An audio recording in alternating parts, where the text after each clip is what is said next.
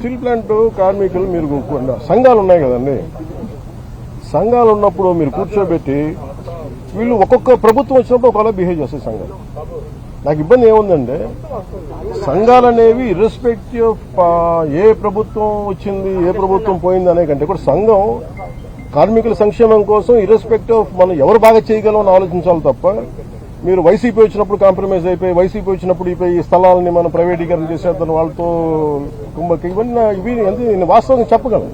ఒకసారి గమనించినట్లయితే ఇదే స్టీల్ ప్లాంట్ ప్రైవేటీకరణ అప్పట్లో ప్రస్తావన వచ్చినప్పుడు వైఎస్ఆర్సీపీ ప్రభుత్వం గట్టిగా దీన్ని ఆపింది. ఇందులో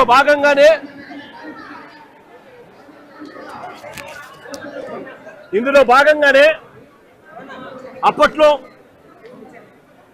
2021 మార్చి 9వ తారీఖున ప్రధానమంత్రి గారికి లేఖలు కూడా రాశాం. ఎట్టి పరిస్థితిలోనూ స్టీల్ ప్లాంట్ ప్రైవేటైజేషన్ జరగకూడదు, ఈ ప్లాంట్ను నిలబెట్టగలిగే పరిస్థితికి వివరిస్తూ ఏ రకంగా చేస్తే ఈ ప్లాంటు నిలబడగలుగుతుంది అని చెప్పి సలహాలు ఇస్తూ ప్రధానమంత్రి గారికి లేఖ కూడా రాశాం. 9వ తారీఖున లేఖ రాశాం.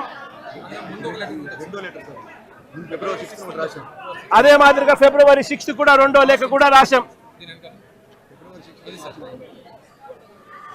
ఫిబ్రవరి 6 కూడా రెండో లేఖ కూడా రాశాం. ఫిబ్రవరి 6 మార్చి 9 అది చూపించు. 2 లేఖలు ప్రధానమంత్రి గారికి రాశాం. ఫిబ్రవరి 6 మార్చి 9